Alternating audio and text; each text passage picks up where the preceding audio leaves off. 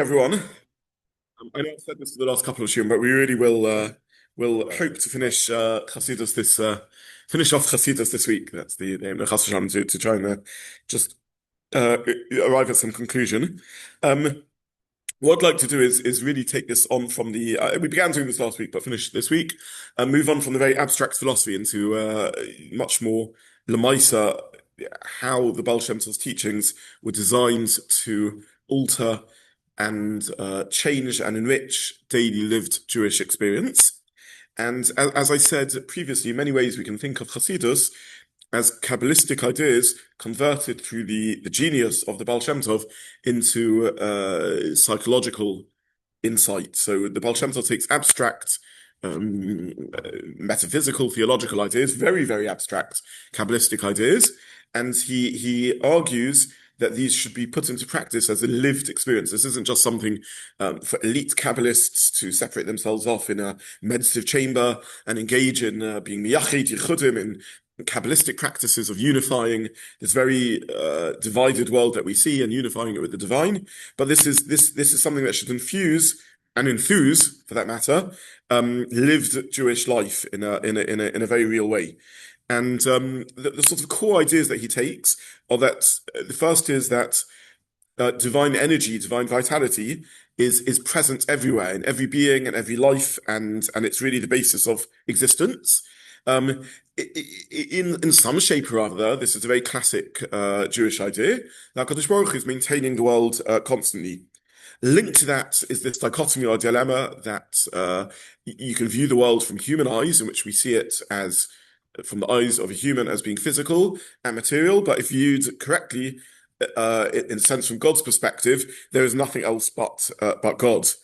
That means to say, putting this a little bit more practically, that the nature of being, of existing, is this sort of tension between physical and spiritual existence, and thus every physical phenomena, and he means every physical phenomena, including problematic evil phenomena, ultimately has its roots in divine entity. There's a hidden truth that lies behind the reality we see that's manifest. Now, we saw that this can be taken to controversial conclusions, and the criticism of the Misnagdim that somehow or other this is undermining the belief in creation. God's creator means that there is creation and that this has halachic impact. There's good and bad. There's if everything is everything, then the whole of halacha falls apart. If there's something called mayim with halachas related to water, what bracha you make on it, whether it carries tumor or not, whether it can be used in a mikvah. You don't say that everything is everything, but in some way or other, the Baal Shem Tov thinks we should live. This isn't just an abstract piece of theology. We should live with a sort of conscious awareness, with a consciousness that doesn't really see existence. And even if we regular people are unable to live like that, at least we should connect with a tzaddik who does have that unique ability to bridge the worlds and somehow see everything as an illusion. And if taken to its greatest extreme, that you really mean that the whole of physical reality is an illusion, as we discussed previously, there are philosophical and hashkafic problems with this idea. He also is a believer in the power of human thought and human words. Beyond action, the transition from the physical mundane reality to divine reality is achieved through human thought and human consciousness. So we can bridge that gap through the power of our consciousness. And this is really linked to something else that we spoke about, that he believes that, and it's really again implicit in Bereshis, it's just another reading of Bereshis, that the link between the divine and the physical is created through divine speech. But he sees in speech that ability to bridge the gap. Again, in earlier philosophical works like the Maharal, that Chassidus are very interested in, this point is already made, that if thought is purely abstract and actions are purely material, speech is the concretization of thought. It's quite literally that, in that speech is some form of physical phenomena, but not action itself, but it's physical phenomena manifesting, expressing action. In some ways, this is a psychological truth. If you have an idea and a concept in your head and you haven't articulated it, it often is not concrete. It's often, which of us hasn't felt this experience of feeling that we have a good idea, and yet when we're called upon to articulate it, suddenly we realize it's not fleshed out, it's not concrete enough, it's been a bit too vague. The power of thought is that it's abstract, but the weakness of thought is that it lacks concreteness, and words and speech is that which bridges this gap. And he believes in human beings. Every person, at every time, in every place, can engage in this contemplation and come closer to the divine by so doing. We saw in his holy epistle, his Agaris HaKodesh, that he thinks that everyone ought to engage in being miyachid yichudim and aliyos neshamas in some shape or form. So in brief, whilst Kabbalah says that this is an elite practice, Chassidus says that this is something that everyone can do. And here I want to make the transition from these philosophical ideas to more practical ways of looking at the world. The Baal Shem Tov calls upon Chassidim, and to some degree they continue to do this. He calls upon Chassidim to become aware, to see in the divine permeating every aspect of reality. It's manifest in everything, and that we should be able to live with this duality that he calls upon us to do, and that there is no place devoid of the divine. Again, this is a Zohar quote, but he's calling upon us to live it. He says everything should be seen as a the word he uses is pastus, the word pesach, his pastus, the opening up, the spreading out of the divine, the expansion, maybe we can call it, of the divine. He calls it his pastus, also from the word lifshot, to spread, to spread out. In every event, in every object, in every human movement, in every human word, in every gesture, we can see and ought to see the divine. This is what he says the pasuk means. Meloi chol haaretz kvodo. The whole world, meloi chol haaretz kvodo. The whole world is full of his honor. I mean, as we're sitting here and we contemplate the wonder of our own existence, that there's a me here, there's a consciousness here, there's an I become aware of the magic in my existence, the mystery of my existence, the wonder that there is a me here, and I become aware that is of God sharing of his existence with me.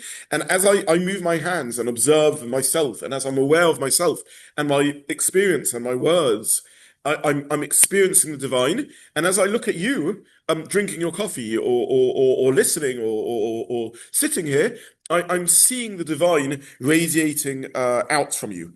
And he says every Jew, in contemplating this, literally fills the higher levels, the lower levels, the heaven and the earth with HaKadosh Baruch Hu's glory.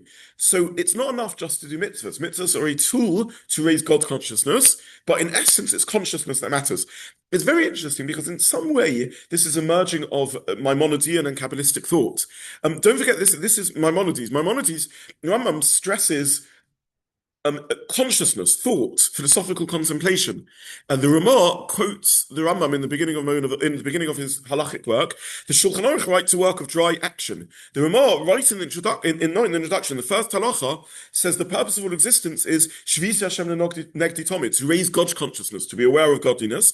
And in some way or other, the Baal Shem Tov is merging both, because whilst he's a Kabbalist and interested in action, he doesn't just think a human being as a mind floating in a vat, as you can accuse Maimonidean thought of. It's very action-centric, but he's very interested in consciousness. The early Hasidic thinkers learn and in some ways don't see a clash between the works of the Mezeritch, the Kabbalists, and they see the Mezeritch as in some way a meditative contemplative offering, a meditative contemplative experience also. HaKadosh Baruch Hu wants to be served at all times, in all places. Is in a way, there's a danger in just thinking of HaKadosh Baruch Hu served in mitzvahs. In everything we do, in the cup of coffee that we drink, we're meant to experience godliness. And again, these aren't new ideas in some ways. This is halacha. We say shakol nia b'dvaro when we drink a coffee. In other words, I'm meant to be aware of HaKadosh Baruch Hu. Shakol nia b'dvaro. And if we do this, it doesn't matter how physical a person you may think of yourself as being, but everyone can reach the level of Moshe Rabbeinu. This isn't because HaKadosh Baruch Hu wants us to be served by HaKadosh Baruch Hu, by each and every one of us, all of us in our own current existence, in our in our own lived experience. The Baal Shem Tov sees the hidden presence of Hashem, the imminent divine presence of Hashem, as all that there really is, as the sole reality, and everything else is ultimately an illusion. So, what does this look like in practice? How does this change the lived Jewish experience? So here we come to the Baal Shem Tov and the Hasidic return to joy, because basically the Baal Shem Tov argues two things. If you live like that, you will be full of joy. And if you're full of joy, you will be able to live like that. So there's a virtuous circle, a loop, a positive loop. Joy isn't just a sort of a side feature of Judaism, or maybe something that's not even spoken about in Yiddishkeit. It's at the heart of Yiddishkeit. Again, these have some sources. Ivdes Hashem B'Simcha, pasuk in Tehillim, but it's difficult to say that pre-Baal Shem Tov, even for those of us who are not Chassidim, this is a concept often spoken about. That this is really at the essence and at the heart of Judaism. But he says joy isn't just to be experienced. We sing Teres Hashem Timimah Meshivas Nafesh, Eid Hashem. We do dance with Torah and mitzvahs, but the Baal Shem Tov is saying that every moment of life we should live with joy. Because imagine the joy of every moment of life, being able to contemplate the wonder of your existence and feel the sort of expansiveness that brings, that I am more than myself, that I am connected to the divine in some level, a manifestation of the divine. Can you see how this is life-altering? And more than that, if every experience is an awareness of divine, and if every encounter I have with another human being, including, and we'll emphasize this in a few minutes, difficult encounters, is a manifestation of HaKadosh Baruch Hu, then why wouldn't I be happy the whole time? The Baal Shem Tov takes Kabbalistic ideas that Arizal speaks, as we said, about miyachid yichudim, that I'm unifying the world of plurality within which we live. The Arizal talks about tikkunim, repairing a broken world. The world is this fractured world with divine sparks all over the place and the bursting of the kingdom and things that we've discussed. The Baal Shem Tov says, we should all engage in tikkunim. How are we meant to do it? Through joy. Joy is perhaps the most powerful tool of tikkun. In some way or other, we can think of all physical unhealth as a constriction of a flow of life, of the constriction of the flow of life from one organ to another organ. God forbid, in the worst illnesses, we're aware of that, as literally growths block the passage or the ability to draw breath into one's body or to draw nutrition and hydration into one's body. But all illness can be thought of in the Baal Shem Tov's words as a blockage in the flow of energy. And he says that all troubles, ugliness, evil, pain, distress, is all a constriction of a flow of divine energy that brings life to everything. And the cure to all of this is through joy. He says that one of the big ideas that he speaks about is metikut hadin, taking strict justice and sweetening it. And if we can sweeten it through our consciousness, through our approach to it, we can sweeten the din itself. We can be mumtik et hadinim. We can sweeten strict justice, and the way to do that is to see the light that lies behind it, the joy that lies behind it. I've used several times a metaphor which really originates in the Baal Shem Tov's quote or his student's quote of a Zohar. I've often used this metaphor of a solar panel. The world has plenty of energy. There's no energy crisis. The sun is radiating far more energy than we humans possibly need. The problem is we just need to build enough solar panels to receive it. Now, I'm not oversimplifying environmental issues. There's clouds that block the sun's energy. There may be a shortage of space. We may not like to build a world packed with solar panels. But in essence, all we humans have to do is receive the energy. And that's literally the metaphor that the Zohar uses about solar panels. It says the world is radiating godliness. We need to receive it. And the Baal Shem Tov says, how do we receive it? By recognizing godliness. What's the best tool for recognizing godliness? Joy. What's the greatest constriction that blocks us from recognizing godliness? Doom and gloom. If something happens and I see it as negative, or something someone does is negative to me, then that means I'm not seeing the divine within it. If I can receive it with joy, again, that's our virtuous circle. It both allows me to see the divine within it, and through seeing the divine within it, I experience joy. So you can get this sort of virtuous circle going through joy. Again, and interestingly, there is an aspect of Maimonidean thought in this, because on some level or other, the Rambam himself makes the claim that all human suffering is in some level or other through misanalyzing the situation. If we were so caught up in the Rambam's language in a certain sort of philosophical contemplation, we wouldn't experience suffering in any way at all. The Rambam, I think, meant that literally. There are, I think you're all aware that one can experience physical pain, and there are techniques in hypnosis which can make one less aware of the pain. All hypnosis is an altered state of consciousness. It's in a way we have this when you distract yourself. I don't know, you've got a backache, but then you get very caught up in reading a good book or watching a good film or just enjoying social company, and you kind of don't notice the pain. So consciousness is very important to human nature. What do we notice? What don't we notice? The whole time that our body's being bombarded with sensations, and our minds decide what we are conscious of and what we're not conscious of. Maybe here you're conscious of me speaking, then I don't know, that the heat feels uncomfortable in a few moments, you space out from what I'm saying, that means your consciousness has shifted. Maybe you draw your attention to the hum in the background, right? The hum of the air conditioning unit or the fans, whatever it is that's making this noise. You cease noticing that because it was boring, it was constant. And as I draw your attention to it, you almost hear that the volume level almost raising in your consciousness. So the Rambam argued that philosophical consciousness quite literally is the solution to the problem of evil in some way or other. Yes, different people go through different experiences. We've discussed this at length, I'm not going to go through it again. The Rambam doesn't think the world is fair, but what's about suffering? The answer is you can triumph over suffering through certain sorts of philosophical consciousness. The Baal Shem Tov is making a similar argument. You can triumph over suffering through a consciousness of joy. If you see the world suffused with this divine energy, then you're so joyous that you cease to notice suffering. Yeah. The Rambam showed the difference between the philosophy and the practicality, because he himself did not say that one should mourn too much, but when his own brother died, he then did exactly the opposite of what he had. So we discussed this when we spoke about the Rambam. No, it's fine. It's absolutely fine. It's 100% right. I'm not here. This isn't a show about the Rambam. I'm just simply saying that there is an interesting meeting of minds between the Baal Shem Tov's thought and the Rambam's thought. Whether the Rambam method is a viable method or not, whether it can be achieved or not, isn't my point over here. Yes. Full of philosophy, practicality. As far as we know, the Baal Shem Tov system, I'm not aware of the Baal Shem Tov suffering any sort of crises of depression or the like. It's not recorded by his followers. And there is something within Chassidus that speaks to the largest segments of the Orthodox world today, and within the life within 50 years of the death of the Baal Shem Tov, 50% of Russian Jewry had Chassidus have spoken to them. So there is something in it that speaks to people, and you meet Chassidim to this day who do live that sort of joyous existence. So I can't comment here on it's not my job to weigh up which is the better sociological movement to live within. I'm not a psychologist, I'm not a sociologist. I'm simply sharing that there is a powerful thought in this.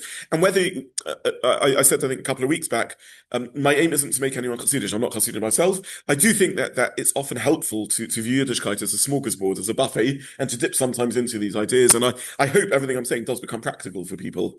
The Baal Shem Tov says that by celebrating that, these are all quotes, by the way. Everything I'm saying, I simply was malakate to the best of my ability, tens of quotes from works that I've mentioned before, the Maggid the work of the Maggid of Mezeritch, the Toldos Yaakov Yosef, the student of the Baal Shem Tov, who wrote and quotes the Baal Shem Tov more than 800 times. Later works that are slightly less reliable, but still carry a great degree of authenticity, like the ShemTov and the Shifra Baal Shem Tov and the Savar Sarivash and the like. So this is just an attempt to quote as much as I can from him. He says in one particular work, this is the ShemTov, we have a tradition from the Baal Shem Tov, so he's quoting the Baal Shem Tov, it's a tradition, it's already a third generation writer, that by celebrating that HaKadosh Baruch Hu will come to our rescue, that already provides the remedy. Now, he either means that by recognizing that Shem will come to the rescue, you're creating the solar panel, the receptacle, because that allows the divine flow of energy. In other words, why has rescue not yet happened? Because there's a rupture, there's a break. I'm not experiencing enough godliness in the world. If I experience godliness in the world, and the main way to do this is through the joy of knowing that God is there and will come to the rescue, then the rescue will happen. So he might mean it as a matter of fact, Or he might mean it as a psychological truth, that if you feel joy and you recognize that God will come to the rescue, then that's the remedy. You won't experience pain and so on. Now, again, you can ask Charles, does this work psychologically? Does this work factually? Right? Bad things do happen. Is that because there was no Chassid there who was, convinced of divine rescue? Good questions, but this is the thing of the Baal Shem Tov. And again, you don't have to be Chassidish to recognize that there is a truth in this, even if you choose not to think this is the whole truth. Yes, sorry, Zev. A lot of these things, like substitutes in Europe. Yeah. Where does he get the article on that simple answer? Yira, he argues, is a distancing emotion. Fear, or is an awareness of the gulf between me and God. Now, again, humans live in a dialectic tension. He's aware of that. Despite the fact that God is unknowable and removed, as in this respect quite different quite with the Rambam. In others, despite the Rambam's emphasis on that, he says that there's another mode of operation which is immanence, and that's the better mode to be in. That's the mode that will give you greater closeness to God. He takes it to such an extreme that if we take his words literally as expressing a philosophical truth, you end up with pantheism. And this is some of the, as I mentioned previously, why some of the opponents of Chassidism, including the Vilna Gaon, react with such horror in what's he's saying. Because if you really 100% break down the divide between the physical and the spiritual, if you say that it's all an illusion, and you mean that literally, it's 100% an illusion, we have a number of questions. Who is it who's illusioning the illusion? Who is it that's experiencing it? What is that a destruction of my consciousness completely? And what does that mean theologically and halachically if there's no divide between? But he is very much in the side of the dialectic tension, pushing Ahava, not Yira. Yira, he says, is a distancing emotion. It's about the gulf between me and God, and nothing positive comes of this. In some ways, I would say the Baal Shem Tov has won this argument. You're asking about the effectiveness of this. There's no doubt that in modern education, modern chinuch, and in rabbinic sermons, and in shiurim, and in education in general, when we wish to engender growth in our students, when we wish to engender growth in our congregants, we don't do fire and brimstone anymore. And speaking about the distance from God and how petty and lower are ye mortals doesn't seem to move people forward anymore. And this is the Baal Shem Tov arguing that joy is the greater way. Awareness of God's presence is greater than awareness of God's distance and aloofness. He translates the phrase "Sachar mitzvah mitzvah" Mishnah in Ovos as so you can translate it in a number of ways. We've spoken before about the Maimonidean teaching, echoed by the Reb Chaim Volozhin, an opponent of Chassidus, that this means to say that the way the mitzvah molds and forms you into a spiritual being is the greatest reward of the mitzvah. The Baal Shem Tov says there's no greater reward of the mitzvah than the delight and the joy that you get out of doing a mitzvah happily. The happiness, the joy, the delight of a happy mitzvah is so great that even if no other reward was offered, this would be the greatest reward. Now, you may say, well, there are mitzvahs that I enjoy, but there's other mitzvahs that I don't enjoy. And the answer is to start enjoying them. Meaning every mitzvah carries within it such a wonderful connection with HaKadosh Baruch Hu that it's a joyous experience. And again, this is we've all seen this a little bit, the sort of hislavos, the burning energy and joy. I'm talking about even in 2026 that you see when you go into a Chassidish center and they're sort of performing the mitzvah. They're not just shaking the levanesrik like we're doing, doing it and that's it. It's full of this energy and this love and this sort of awareness of the preciousness of the mitzvah. And of course, in addition to the delight you experience, there's unlimited delight and reward to come. But you can experience the Schar Mitzvah here. Again, I want to emphasize, in some way or other, the Baal Shem Tov, all Jewish intellectual thought is always old new. It's always reclothing and reforming old ideas into new. You can't turn up in Judaism and present a new idea. Judaism is a Masorah, it's a tradition, it's a revelation. What you can do is put emphasis and renewed light upon ideas that already exist. The Baal Shem Tov quoted the story, it's the Gemara, which talks about Rabbi Baroka, who's standing having some sort of mystical conversation with Eliyahu Hanavi, and he says they're looking at the marketplace in which people are hustling and bustling and engaged in material pursuit, and Rabbi Baroka says to Eliyahu Hanavi, is there anyone here who's a ben olam haba? Possibly it's said in a bit of a negative light. Look at all these humans scurrying around, just engaged in the market and earning their living and so on. Who here is a ben olam haba? So it could be Rabbi Baroka is being somewhat critical of people. Ants scurrying around on their until where is their immortality here? Where is their transcendence? Where is their eternity? Where is their touching the infinite? That's Rabbi Broka's frustration. And Eliyahu Navi points to two brothers who are walking through the marketplace. So Rabbi Broka is very excited. These are going to be holy tzaddikim and great figures, and he can't wait to meet them. And the Baal Shem Tov is reading this as a lesson to Rabbi Broka, is teaching him something. And he runs up to them and he says, like, what's he doing in your lives? They're great Rosh Yeshiva who are hidden tzaddikim. Like, what's he going to find out about what they are? And they say, we're jesters. That means comedians. And we bring joy to people. So people go through a stressed life, and sometimes they're struggling with their livelihood, in their relationships, they're quarreling, and we entertain them and we bring them joy, and that's our job. So this is a very powerful Gemara. Now, I'm not suggesting that everyone leaves the shir and signs up to a modern day comedy gig. Much of what is said in modern day comedy, I doubt, is what the two jesters were doing. But the Gemara is saying something very, very, very powerful. And the Baal Shem Tov takes this story seriously, and he says that these jesters he gives it a mystical stance. He says, how can you entertain someone? What is comedy? He calls upon us to think about what good comedy is. All comedy is taking everyday life and showing people that there's something unexpected in it, something ridiculous in it, something surprising in it. It isn't limited in the way that we think. I thought that life is this limited, constrained box, and I realize it can burst out of the box. Are you beginning to hear how there's something spiritual going on over here? There's something transcendent in comedy, because it's showing me there's something unexpected. It's bigger than it is. What does it mean to be bigger than you are? It means transcendence. I can reach beyond, I can break the boundaries. I can see there's something divine in it. So all comedy is breaking down the illusions of limitations and physicality, and thus connecting something to its source. Now, what is Olam Haba if not the connection of that which is physical to its source? So don't think that these are mere comedians. Now, it's difficult again to know if the Baal Shem Tov meant that these were indeed, he says, these comedians, these jesters, they were people who had the ability to connect everything in the world to its origin in the higher world. That's the words he says. And through so doing, all harsh degrees on people are annulled.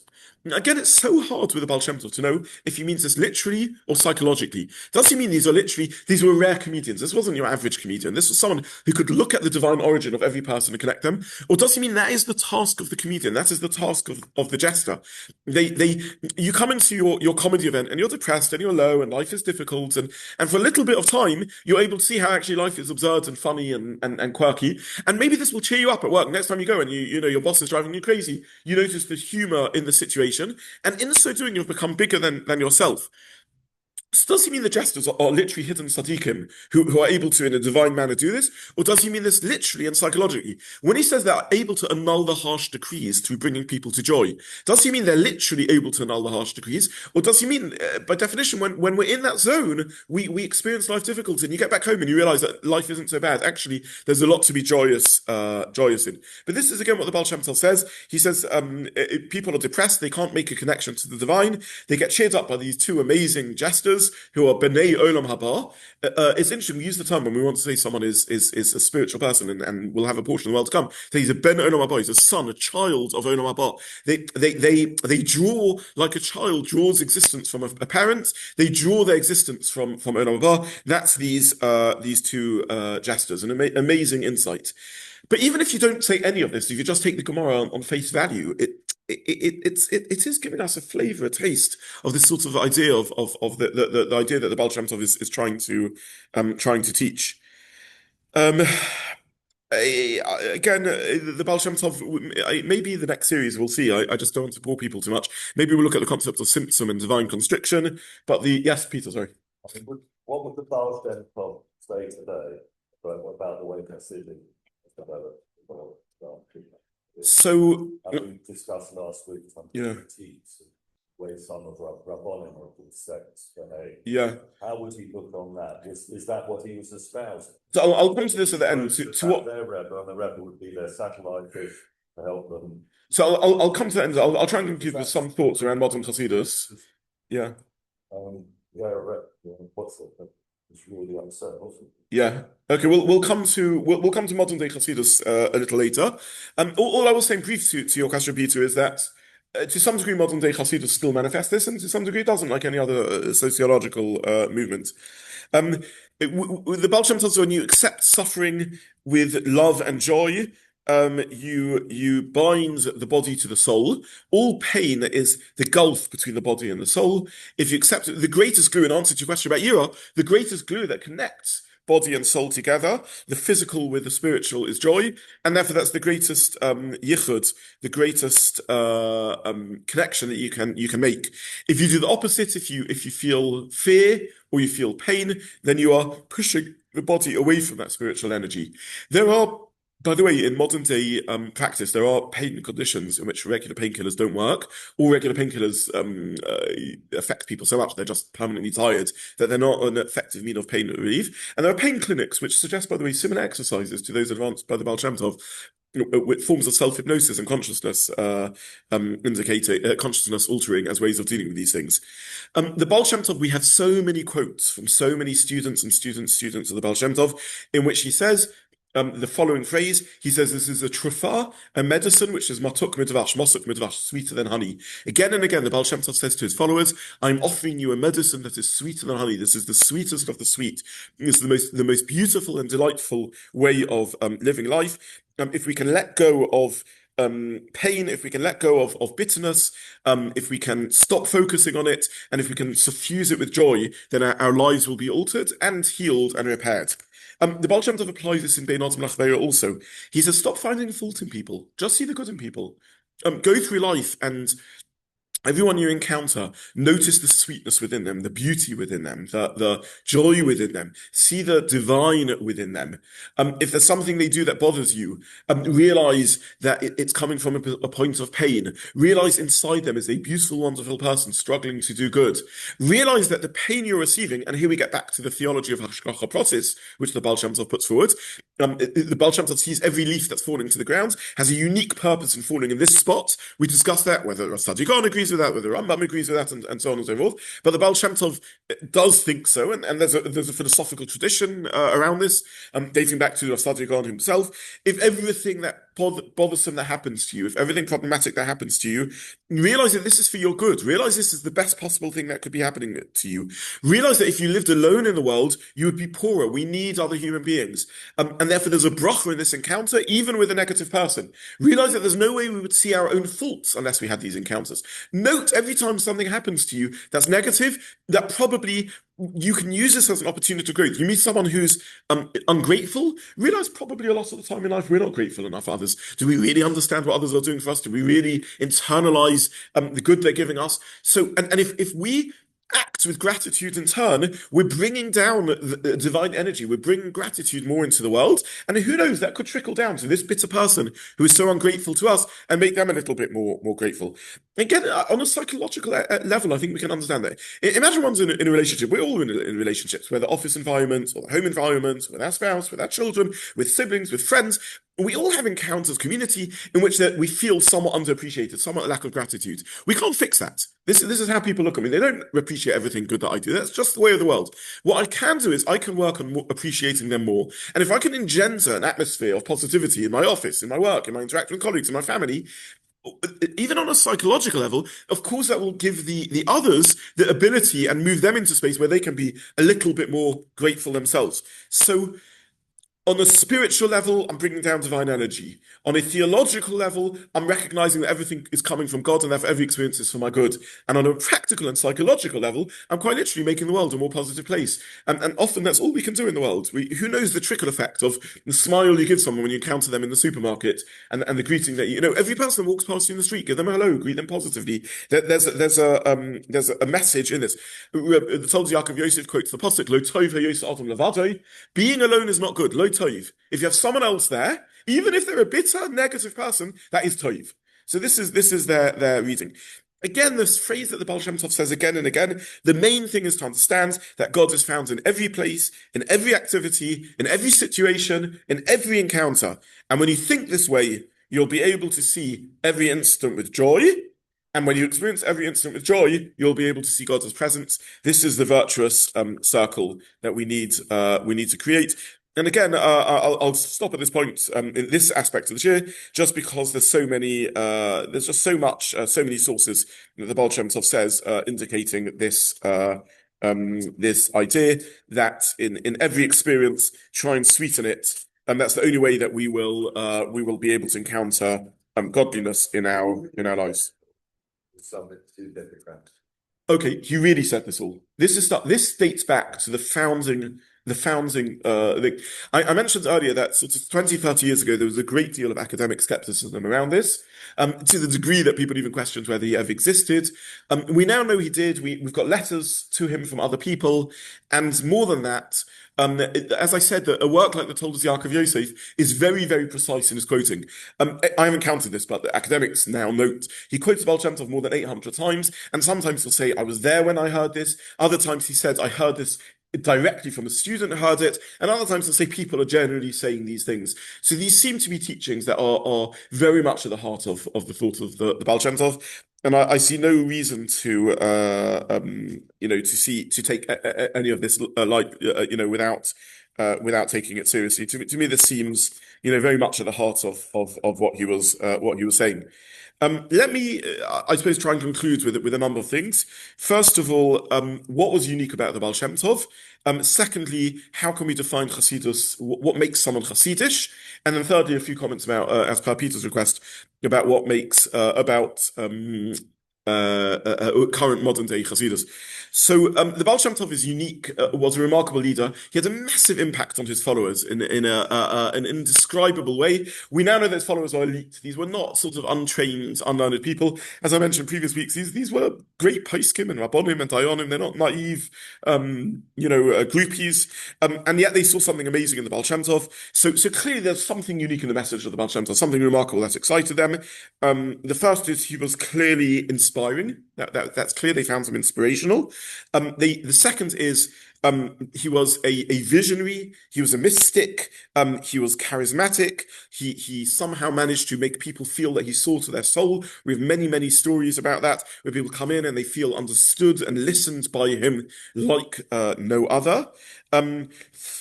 He clearly lived with a sense of immediate contact with the divine. He lived with this sort of presence of divine in his life. And more than that, he was able to communicate that to others. He was able to bring people with him. So clearly he was a powerful communicator. He was skilled in lifting people into his experiences through stories, through parables, and the like. We know the little bit about him. We know he wasn't just a teacher of Torah. He was a masterful storyteller. He managed to take old ideas and renew them and suffuse them with energy. I mean, this Gemara that we just had about the jester, isn't that a remarkable reading of the Gemara? He takes us stage one. The first stage is, he says, notice this Gemara. The Gemara tells us that the jesters are B'nai and Baal. Just before anything else, just read the story and notice it. And then he gives us insight into comedy. Many of us may not have. I once heard an academic. There was a chair in a university. There is a chair in a university on the academic study of comedy. What makes something funny and the like. This guy was an awfully boring speaker. They say, rather like a frog. Once you dissect it, it's no longer. Once you dissect a joke, it's no longer alive. Dissecting comedy loses the humor. But there is something in the Baal Shem Tov's dissection of comedy that is so beautiful and nice and lifting. So he lives with the presence of the divine, and he's able to share. People talk about arriving at his court and just leaving elevated from it. We have first-hand evidence from students of the Baal Shem Tov about the experience of encountering the Baal Shem Tov. But we have first-hand evidence of skeptics who encounter the students of the Baal Shem Tov, the Maggid and Mezeritch. So we have Western European Germans. In Germany at this time, we're talking about the middle 1700s, Haskalah and secularization are taking place, and they hear about this phenomenon of Chassidus, and we have first-hand reports of those that go and hear the Maggid, and they speak about this charismatic spirituality that's floating around there. He's also a healer. People feel healed by him. Do they mean literally or figuratively, psychologically? We don't know. But again, his name is Baal Shem Tov. We spoke about the phenomenon of Baal Shem, these folk healers and mystics that are wandering around Eastern, even West Europe at the time. He is part of that family of Baal Shem, but he's remarkably different to them. He's not just using herbs and amulets to heal people. He's giving some sort of message that lifts them in an amazing way. And he's known as a doctor. We saw the tax records in Mezeritch, in which he's exempt from tax. Dr. Baal Shem, the tax records have been found. So he's somehow able to give people spirituality. He speaks about the glowing of the words that we discussed in previous weeks, and the combination of Hebrew letters into words, make words glow, and he's able to give people that excitement. And of course, finally, he's a spiritual innovator. So we've listed, I think, 5 qualities of the Baal ShemTov that make him absolutely unique. All I will say in sort of moving towards the development of Chassidus is different students of the Baal Shem Tov took out different aspects of what he said, including debates amongst second and third generation students as to how good the doctrine of the tzaddik is. What happens if you live in a world in which this isn't accessible to everyone? Many different approaches develop. Already in the second generation, or the first generation, that means the students of the Baal Shem Tov, we find the idea that this can be helpful by having a tzaddik who can lift you. And we can speculate that they experience this divine wonder through the life of the Baal Shem Tov. They learned it through their contact with the tzaddik, and they're seeking to sort of replicate that and duplicate that by bringing it forward, by giving people access to a tzaddik. What almost certainly, Charles, in answer to your skeptical question about how much of this is authentic or not, the question, academic question, almost certainly what is historical revisionism is the rewriting of the court of the Baal Shem Tov as looking like a Hasidic court. That is so. But in essence, is it a Hasidic court? In heart, to what degree is it the contact with a unique individual that gives you the ability to elevate yourself? That may have been at the core of Hasidus. Did it have the appearance that the sort of structure of a Hasidic court? No, almost certainly not. The sort of Chaverai Kadisha, that sort of, cut and paste in some ways from the Arizal circle and so on, that academics remain skeptical about. Will they be skeptical about that in 20 years' time? I don't know. But at the moment now, there's skepticism around that aspect of things. But the core idea that this philosophy comes from the Baal Shem Tov and that people felt lifted by him, I don't think any of the new generation of academics are in the least skeptical about this. I had the privilege of hearing some of them speak, and remarkable. Many of them, interestingly, are not Chassidim themselves, or not even religious in many cases, Israeli academics, but nonetheless you see that they're excited by these ideas. They live with an awareness of these ideas. And that indicates, by the way, the power of the Baal Shem Tov's Torah. It speaks to the soul. I hope in what I'm sharing there's something that there is something exciting in this, and I hope that passion comes across.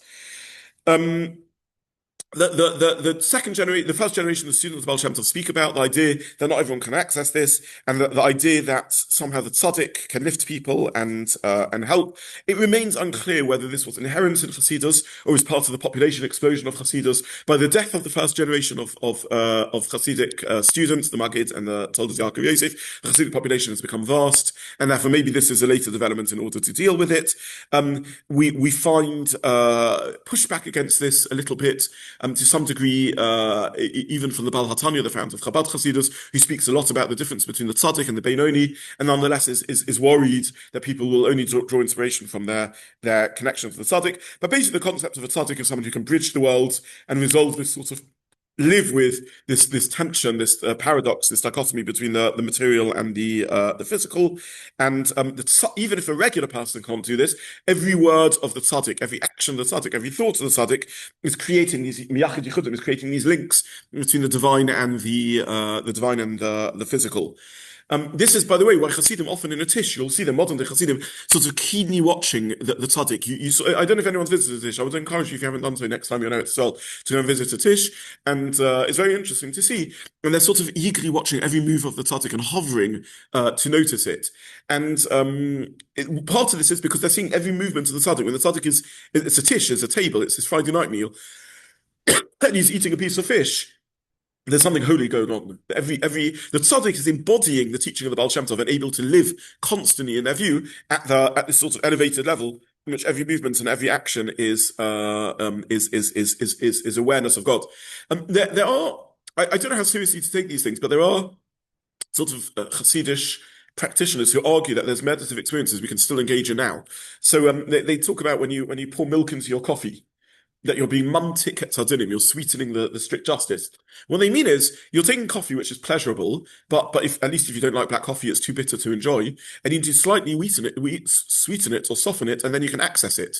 And there is a meditation you can engage in that as you pour your coffee and the milk into the coffee, notice what you're doing. They are in modern day sort of psycho talk. We can talk about this as raising awareness. We can talk about this as being present. One of the big things in modern psychology is presence, is heightened consciousness, be more conscious, be more present. Mindfulness is a word that's used a lot. Chassidus is in a way talking about this sort of mindfulness. As you engage in a trivial act, be mindful of it. Notice, savor the taste of the coffee, and then appreciate it. And that's something divine in that. Again, I think we can see how bringing joy into our lives can make us more divine. If as you drink the coffee, you're not just drinking it, gulping it down, but you're savoring the taste, you appreciate the world more and are more connected. In a way, every bracha is that. It's saying, don't, before you eat, stop. And notice, Shakol Yom Dvaro, this drink I'm having came about through the presence and awareness of God, the creativeness of God in the world. So if we need to summarize the tzaddik phenomena, it's a sense of mutual devotion and responsibility. There's a symbiotic relationship. Each needs the other. The tzaddik couldn't be the tzaddik without the gift of followers who need the energy the tzaddik's bringing down. The followers couldn't elevate themselves without the gift of the tzaddik. The tzaddik embodies this sort of tension, this dialectic that we've been speaking about. Tzaddik links the divine and the material, and the tzaddik has in some ways is born to tzidkus. The tzaddik is unique. Not everyone can be a tzaddik. The Baal HaTanya writes this in his great work. He says, "I'm going to write a work which is for Beinonim, for typical people. Tzaddik is sui generis. He's his own reality. Not everyone can be a tzaddik, and the tzaddik has a sort of unique gift of divine responsibility. In many modern day Hasidic thinking, this almost needs an appointment. There needs a chain of tradition in order to be able to achieve this. A tzaddik can't just promote themselves or exist. You have to be part of a sort of chain of tradition for the Baal ShemTov. Every tzaddik needs a yichus. The yichus doesn't need to be biological. It can be through teaching, but you need to be able to trace your chain back to the Baal ShemTov. I'm a student of a student of a student of the Baal ShemTov. Okay, what defines modern Chassidus today? What links someone into Chassidus? I would say the first thing is relationship to the Baal ShemTov. They all feel a closeness to the Baal ShemTov. I think nowadays we can say the sense of a tzaddik in a community. Even Chassidus that don't have a living tzaddik anymore, like Chabad, like Breslov, like Lelov, parts of Lelov anyway, they still have a relationship with the tzaddik. They just believe you can have that connection with a dead tzaddik. Also, Chassidim, to some degree or other, consciousness and awareness of this unity of the opposites, the tension of we're living in a physical world and yet we need to find spirituality in it, and the sense of community, this very tightly knit bonds of siblinghood. I was going to say brotherhood, but we can say siblinghood, is also a united theory of modern day Chassidus. To what degree does Chassidus live up to this? I would say to some degree, and it depends on different Chassidic circles, and it depends on different Chassidic groupings. I would say almost every Chassidic group has aspects of this. I'm not an expert on Chassidus, the sociological aspect of Chassidus, but it seems to me some groups have still a very intense bond with the teachings of the Baal ShemTov and this light and joy that the Baal ShemTov is bringing into the world. Others seem to have a very watered down element of it. In some circles, it's almost become just a sociological movement, and in some they almost don't speak that much about the teachings of the Baal ShemTov. It's very interesting. It's barely spoken about. So I think it differs between individuals. There's always individuals that buy more or less into a Hasidic teaching. There's differences between Hasidic groups. In Chabad, for example, these ideas are very, very spoken about still and very lived. The Chabad outreach. Chabad outreach in some respects is different to other classic Kiruv. They would love everyone to become Frum, and of course they are engaging to some degree in Kiruv, but some degree they're not. They're just kind of every Jew, just we see the wonder in the Jew and the love in the Jew, and if we can connect them for a moment to Judaism, that itself is enough. They're not always endeavoring to engender a change in the person. They're aware when they're creating a mass meal in Thailand with 900 people, that none or very few of the people may end up from, but they're seeing a point in it, in just this moment of divine connection. And Breslov, again, I'm not here to defend Chabad or criticize Chabad. I'm not here to defend Breslov or to criticize Breslov, but within certain parts of Breslov, I'm not even particularly warmed to aspect of it. But Breslov I'm saying even the when I say I'm not warmed to it, I mean some of the crazy fringes of Breslov. I don't mean the authentic forms of it. The people that are dancing the whole time, and there's probably some degree of engaging in drugs and drinks and so doing. like it or dislike it, they are trying to be these jesters of Rav Baroka. They're trying to bring joy to people. Whether it makes sense for people to dedicate their whole life to walking along around Van and walking through the streets of Jerusalem with loud music blaring up, I'm not justifying. I'm simply saying they are trying to manifest this teaching and express it. That is what's going on. Within the deeper forms of old Breslov with all its teachings, again, they're still telling the teachings of Rav Nachman of Breslov, a third generation student of the Baal Shem Tov, and many of the teachings are using the tool of comedy and ridiculousness to draw people to spirituality. I've shared over time some of the stories of Rav Nachman of Breslov. I'm not going to do so again, but he's fascinated by the ridiculousness of the world and thinks that often the greatest truth you can arrive at is an awareness of your own ridiculousness. I think all of us can accept that within us is a certain pomposity, and puncturing that pomposity is no bad thing, and can make us better solar panels, can allow us better modest receptacles for the divine flow of energy. And this is the Breslov, one aspect of the Breslov angle on things. Is there dangers in this? Peter, you were asking about the sort of, last week I was mentioning some of the controlling aspects of Chassidism. There is danger in this, but that's not what I'm talking about here. Here I'm trying to say, to what degree does it still carry the teaching of the Baal Shem Tov in it? And I'm not sure as much of it does, but yes, within this, the tzaddik doctrine clearly can be used and abused and misused. As we mentioned, as we spoke about last week, of course it can be misused. And the final thing I want to mention is, well, again, something we started with, is the phenomenon of neo-Chassidus, a whole massive domain of area in which teachers of Chassidus who do not look like the classic hierarchical structure, these can be people of no Chassidic grouping, they become Chassidic mashpiyim, and mashpiyim means shefa, channels of divine overflow of energy, without having any particular yichus. They're not children of Rebbes or grandchildren of Rebbes. We mentioned Tzvi Morgenstern, and in a very different world, in the YU modern Orthodox world, you have the Eish Kodesh, Moshe Weinberg. You have figures who really are not classic Chassidic teachers at all, but they're saying the light of the Baal Shem Tov is so important and so powerful that we need to share it. In the Dati Numi world, you have figures of neo-Chassidic thinkers. So Chassidus is the teaching of the Baal Shem Tov are very much alive and kicking, even if to some degree perhaps they are arguably, I say this with care, less found than some of the very hierarchical bodies of Hasidus, who maybe, you could argue to some degree, have lost some of these teachings. They've lost the love of the shepherd boy coming in and blowing the whistle. There are still movements that do still love that shepherd boy, in their own way Chabad, in their own way Breslov, and in their own way some of the neo-Hasidic centers. So with this, we finally have finished Hasidus. I don't know next week, and I'm interested in feedback, whether to move on to something completely different, because people are sort of bored with this, and we can come back to looking at Tzimtzum again in another game. Tzimtzum again is the Kabbalistic doctrine of constriction of divine flow and divine presence, which is really the philosophical linchpin of the divide between Chassidus and non-Chassidic thinkers. How exactly to relate to godly immanence, or whether we should put that on hold and come back to that in a year's time or so and move on to something completely different. So I'm open to suggestions.